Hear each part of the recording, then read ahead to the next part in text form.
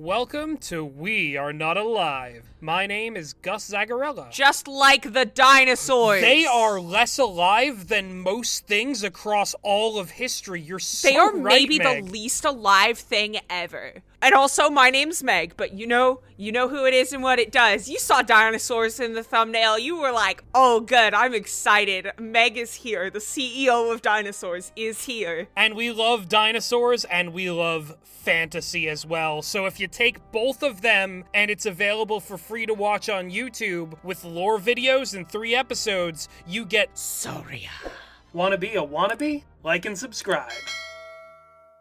Sauria rips. Sauria is so good. Not to be confused with the hub world from the Star Fox video game for the GameCube, the planet Sauria. It's nothing like that. No. It is all dinosaurs, warring factions, gritty, low fantasy feeling, and it is really imaginative and so cool. Okay, so basically, if you took Gendy Tartakovsky's Primal and you got rid of the humans... Get him out of here. Yeah, get him out of here. No humans allowed. The world building is really thought out in terms of, like, the cultures and the politics and the geography of Sauria, which is like this big single continent world that the creator of this show, please remind me of his name. So Sauria is created by David James Armsby. Yes. Dead Sound is the production company. Again, really sick multi-faction world set on a single continent, and each of the factions have like their own sort of backstory and why they are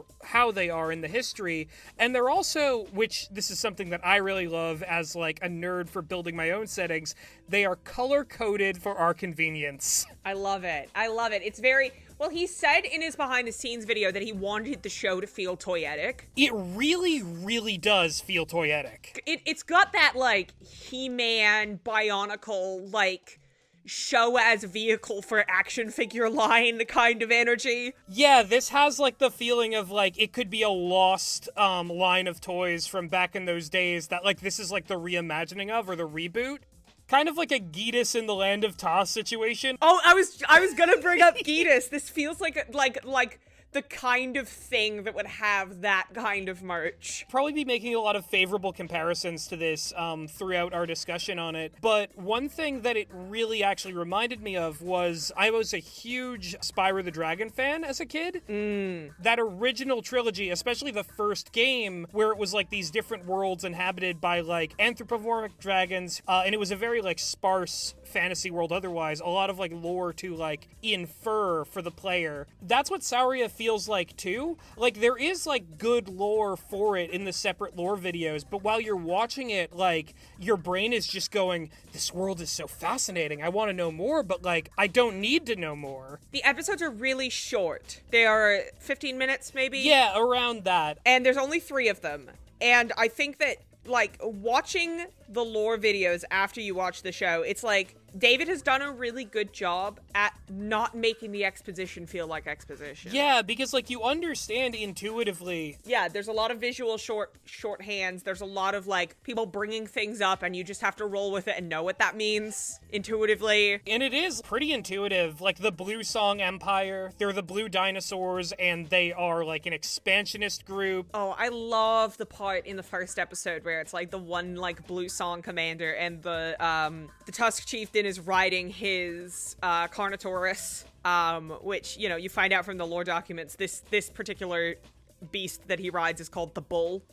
It's like a big Carnotaurus with big fuck-off horns. But the Blue Song is riding a Therizinosaurus, and I think Therizinosaurus, it's a real tongue twister of a name, and it is a vastly underrated type of dinosaur. Oh yeah, because they have huge claws. Like the only time I've seen them depicted in media actually was the like recent final Jurassic World movie. That's right. Rise of Dominion. Right. Our That's review. right, Rise of Dominion. Linked wherever. Watch that video, it's still very funny. There was that the blind one. Yeah. That's like hunting them in the Arctic. So that's one thing that I really like about the world of Sauria is that, like, you know, some people might be like, oh, anthropomorphic dinosaurs, but I wanted to see dinosaurs. You get both. You get both. And you know what?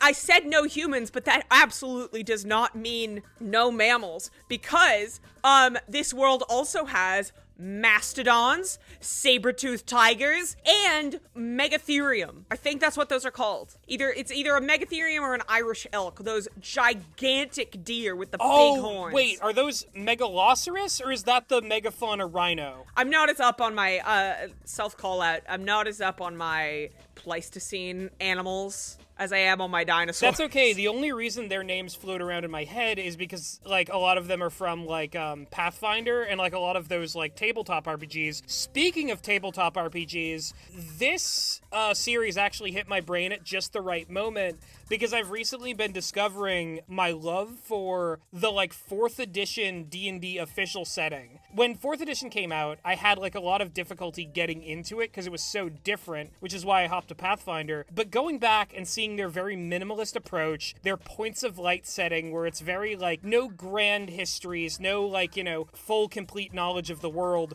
just a series of kingdoms that rose and fell and are all trying to fight over a world that is not yet conquered. So that's the Nentir Vale in 4th edition, and it reminds me a lot of this. It does. It's like I would play the fuck out of a tabletop game set in the Sauria universe. David Armsby, you should make, I know he's on Patreon, he should make, like, a game as, like, a Patreon stretch goal, make a TTRPG set in the Sauria universe. If Sauria has, like, already, like, intrigued you by just, like, the way we're describing it, definitely go check it out and then, like, come back here to the video because we're about to sort of dive into the 3 shorts that sort of make up the narrative portion of Sauria, which I think is its strongest element. All the world building stuff helps elevate it. I just gotta say, I love that we now live in a world where really cheap CGI can finally look good. Yeah, because this has, like, it has such a, like, great art style. It's that, like, Ruby, like, Stormhawks style 2D for 3D kind of look. Yeah, exactly. Gus, you and I are both children of the 90s. We remember Reboot. We remember JJ the Jet Plane. We remember all of those, like, horrific... Jimmy Neutron, boy genius. Jimmy Neutron. Yeah, all of those absolutely horrific forays into slightly lower budget CGI animation. And so for most of my life, like, I have worked under the paradigm of cheap 2D can still look good. Because you look at those old Hanna-Barbera cartoons, and even though the animation is, like, constantly being reused and it's constantly janky, the backgrounds still look nice, and the characters don't, like, look like they're gonna eat your soul. Yeah. Like, so most of my childhood, it was like, cheap 2D, TV grade 2D, that looks really good. TV grade 3D, get it away from me, that's horrifying, why would you make that? But now, I'm very happy that we now, like, the technology has progressed and, like, the art form has progressed enough that people have found ways to make consumer grade 3D actually look really, really good. Yeah, and the thing about that in regards to Sauria too is that, like, with a lot of these early 3D shows, they had to reuse, like, models and renders and assets because, like, yes, you know, it was really expensive to make all this. But what Sauria's done in order to kind of mitigate that is that, like, not only do the models look really good, but because it is these very specific factions with this very specific look, and, like, the Saurians, they're abstracted enough from humans that, like, characters having the same face doesn't really matter as much. Yeah. It comes across like this is like a toy box with a very limited selection of toys, but you can rearrange them in, like, any different way. And then when someone comes along who does look different in the narrative, it's really notable. So the main, like, factions that you've got in the Sauria world, and, like, Sauria is the name of the continent. Yes.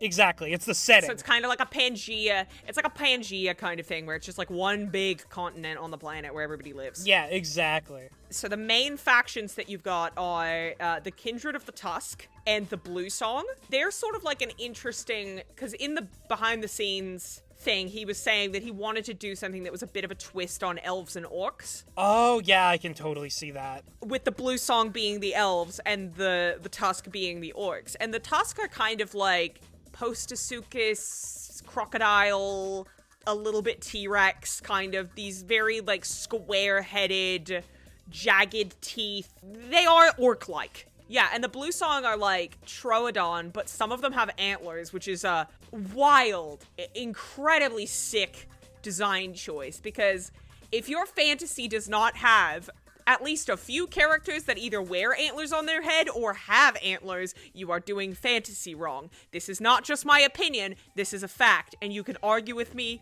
in the comments if you don't agree. I really like how distinctly different they've made these two groups. You know, and as I mentioned, you know, the colors, like the Blue Song, obviously they're blue. The Kindred of the Tusk, they're like reddish brown, sort of desert color. I also like that, like, in their histories, you've got this notion that the Kindred of the Tusk are like rough and tumble sort of barbarian types. They're pirates, they're raiders, and they like grew up in this like crater where, like, for a while they didn't know anything else. Nobody knew how to get out there. Yeah. So they were just kind of warring with each other, and they didn't become expansionist, and they kind of developed a sort of smaller scale war culture as a result. Whereas the Blue Song, they've kind of seen a vast portion of the world, but they've also, like, as we'll get into later, they've seen a little too much of the world. It's really fun when you think about that, because I didn't really make the connection until we were about to sit down, and I was thinking about the fact that, like, Torox is referred to as the chieftain, which struck me as, like, very specific language. And I was like, oh, David Armsby is Scottish. Oh, yeah. So it's pulling on a little bit of that, like, Braveheart, like, Macbeth, like, early history of, like, British conquest of Scotland. Oh, I'm sure. Yeah, like, because you can totally, like, extrapolate that onto this. Like, I can see how they, you know, they're sort of broken up into, like, smaller clans with clan chieftains who are, like, warring amongst each other, but then they united against the encroaching imperial forces. And the Blue Song, think of them as savages. You can totally draw a line that, like, the Kindred of the Tusk are kind of, like, based on the Scots, and the Blue Song are the British. And I think what I love about this, too, is that in this first episode where we see Torox, the chieftain, captured by the Blue Song and made to fight in, like, a gladiator pit, we get this, like, sense, which is sort of corroborated in the lore videos, that because the Kindred of the Tusk are standing up against the Blue Song, they're sort of seen as heroes despite their, like, warlike, barbaric ways. Yes, and I mean, much like how the Celts in the period of Roman conquest, where you had these, like, famous chieftains like Boudica who, like, led huge rebellions against the Roman Empire. So I think it's really cool that, like, he's obviously, like, bringing on a lot of stuff that he would be aware of as, like, the history of his own country. Yeah, and I think what's really interesting, too, is that, like, in the story of this, we get a sort of unique take on, you know, the warfare of this chieftain versus the Blue Song, because we know there's this resistance, we know there's this battle, but, like, him being captured and fighting in the arena, this whole first episode is this sort of negotiation of saying, like, well, here in the arena, they will continue to try to kill me with, like, honorable duels, and if I keep winning, I take their strongest warriors from them. Yeah, I kill all of their strongest warriors. Which is such a, like, weird tactic on the part of the Blue Song. Well, that's the thing. I think it's because the Blue Song believe in, like, honor. They believe that they have to actually defeat him fairly. And I guess they believe that they believe in sort of innate, sort of, like, their innate, like, racial supremacy, almost, of just, like, there's no way that one of the red dinosaurs could beat us, because we are smarter than them. Exactly. It's this interesting stalemate where, like, you know, Torox is, like, bound here. He cannot move. He cannot lead his people. But the Blue Song cannot kill him, or they'll admit that he is, like, better than them. And he'll die a martyr. The fact that he, like, rips the lock off and then just sits back down is such a power move. It's like, they're gonna come back with his, like, plate of gruel or whatever, and they're gonna see that he's ripped the lock off. Yeah, Torox is so cool, and this first episode, like, you know, Torox really, like, rips. Yeah, he rips, and this fleshes him out really well. My only criticism of Blood for Blood is that you do have to turn the subtitles on when Torox is talking, because they have digitally deepened his voice so much that it's hard to understand him. I did that too. It is one of those things where it's like, that's what dinosaurs are just like. Which is a shame, because In Here I Can Do More is such a raw line. It's so cool. What I love about this is that we get Torox and we get the Blue Song, and, like, stakes are really established between, like, the Kindred of the Tusk and the Empire. But then the interesting creative choice of making the second episode in a completely different region with a completely different, I wouldn't even describe it as a faction, but like the glassy Saurians. The glassy Saurians, or like the ice people, they are like kind of nomadic. They are very private, very austere culture that sort of have been relegated to the very top end of Sauria by the expansion of the Blue Song. The main character of this episode, which is my favorite of the series so far, by the way, the episode Winter Weathered, that character's name is Helionyx. So this is where, to me, the like Spyro the Dragon design sensibilities of some of the anthropomorphic dragons come in. Yeah, he looks very dragon-like. You know, he's got sort of like feathers that give the impression of a beard and like big bushy eyebrows. And he's got big ram horns. So according to the lore video, apparently, I can't believe I'm actually something like we just basically both learned about. But apparently, he actually does have like hair. Like they do have some mammalian traits because they've evolved those up in the north, and it's a real beard. I'm so sorry, Meg. That felt weird. Well, here's the thing. I know he said that. I'm gonna double well actually that. I think it makes more sense for it to be feathers. Sure. Yeah, okay. Fair enough. Feathers are cooler. Because the Blue Song have like full coats of feathers. They do. They are like feathery. They fully are just bird people, essentially. But some of them have antlers, which, as I said before, sick as hell. But I love Helionyx. He is a hunter, and the thing about Winter Weathered is that, like, the Blue Song and the Kindred of the Tusk, they're sort of like ongoing conflict, and the expansionism of the Blue Song Empire isn't really seen as much as it is felt. Yeah, we do get like on-screen confirmation of like a Blue Song like patrol out in this region. The implication here is that the Blue Song have been taking territory and taking resources that traditionally belonged to Glassasaurians. So, you know, the hunt has not been very fortuitous this year because the Blue Song are killing the animals themselves and using up the land that was traditionally hunted by the Glassasaurians. And I really love, I caught something that was like fun, that the god of the Glassasaurians is called Maya, because every time he like shoots a deer or a saber-toothed cat or, you know, any kind of food animal, he says, "Forgive me, Maya, for this needed sin." You know, many cultures have a kind of like grace that you say before killing an animal, but I like the fact that their god is called Maya because Maiasaura is a type of dinosaur. Maiasaura, the name Maiasaura, comes from a Greek mother goddess called Maia. And the reason that they named Maiasaura that is because some of the first incomplete skeletons of Maiasaura were found as if they had been tending to nests when they died. In that's why, so Maiasaura, it means mother lizard, right? Or like mother goddess lizard. Yeah, it's like the lizard of the Holy Mother or something like that. I just thought that that's a fun little reference. Yeah, I didn't even fully clock that. But like, it is really cool that Helionyx, you know, very like respectful of the land. He like mends the wounds of some of the animals he's not hunting just to like make sure that they're like taken care of. And he has like a mastodon who's like his friend. And oh my, I'm crying. Yeah, so Winter Weathered is like on its own.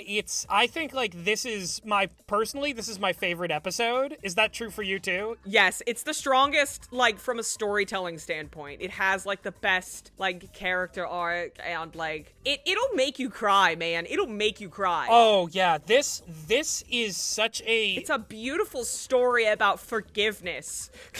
Honestly, this one might be too good to spoil. We can't. It's such a well-told story, and Helionyx is such a interesting, heroic character that, like, he gives so much to the world of Sauria. You know, this knowledge of, like, religion, spirituality, contact with the land. Especially because, you know, there's a lot of like fantasy where you don't really see what a normal person's life is like in this fantasy world, because it is all like caught up in the rebellions and the wars and chosen ones and like demon lords and shit. Yeah. So it's It's really brilliant on the part of David Armsby that he has done Blood for Blood first, which is like the big faction bombastic warfare. like people hitting each other with flails and blood and dying and dinosaurs fighting and they're trying to kill each other. Yeah, establishing the epic stakes of like, you know, the underdog barbarians, the ragtag bunch versus the Empire. And then once he's got you with that, then he's like, okay, now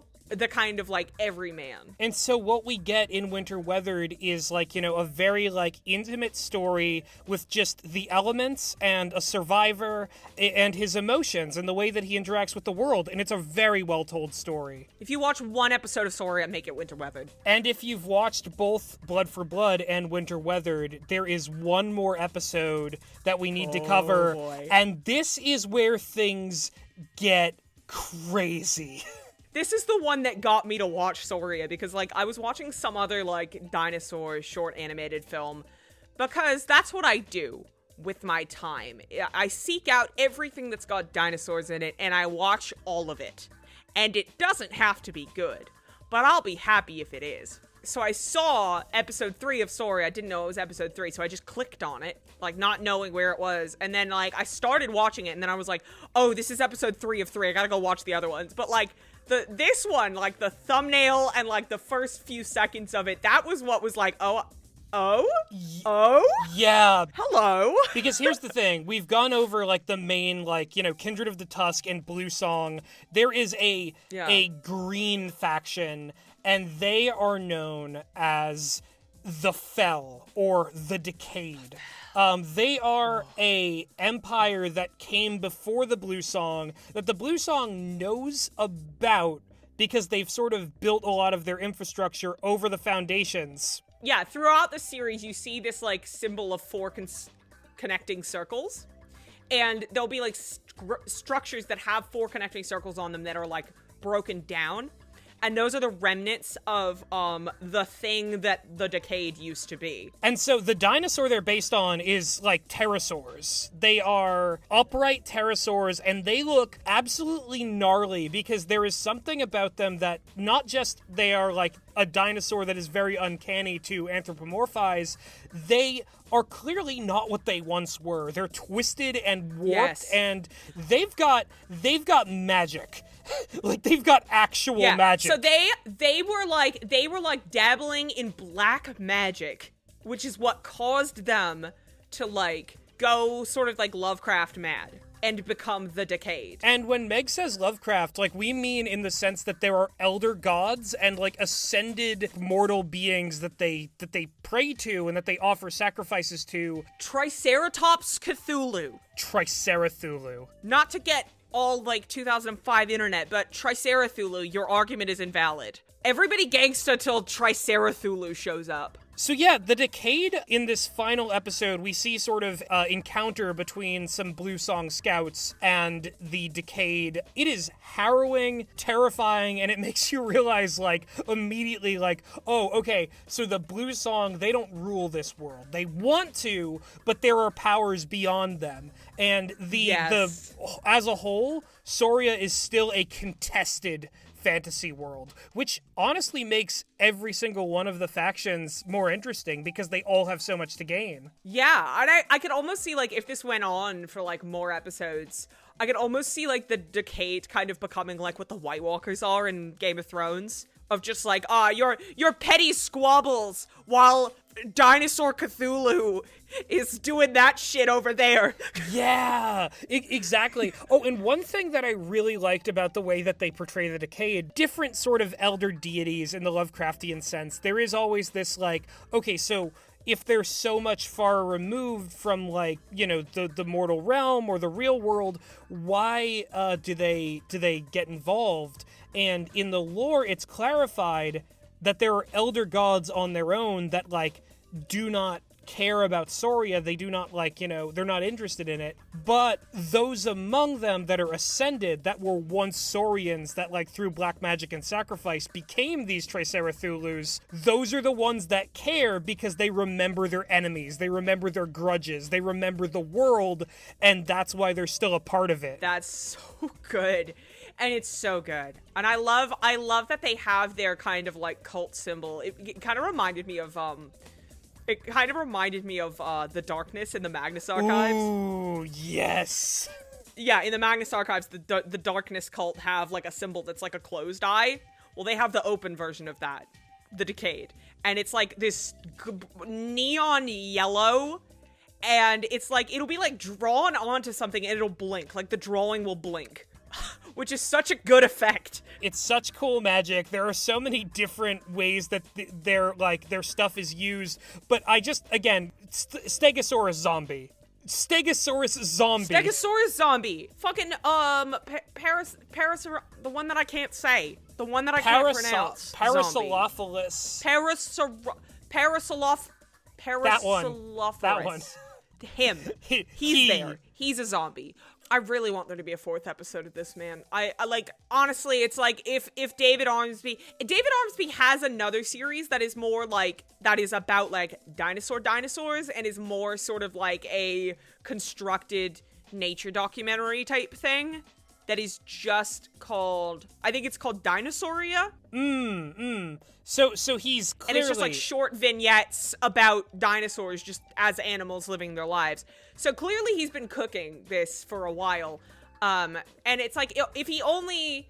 And I feel like I was about to say like, oh, if he only wants to make 3 episodes, that's fine. But like, it's clear that from all of the world building supplementaries he's got, he'd make another one of these episodes like that if he could. Yeah, and that's the thing. It's like, I would very much like welcome more of this, but I also take this as like on its own, this is like a metal series of 3 short little films. Looking at this, I'm like, man, this is so interesting for people who love world building to just like see something like this and being like, ooh, I want to do something with my setting. I want to like, make little narratives in it, and I want to like, put it out there somewhere. The other thing that's great about it is as We Are Not Alive's resident CEO of dinosaurs, I am like always really annoyed by the fact that sort of the mainstream media has sort of like all collectively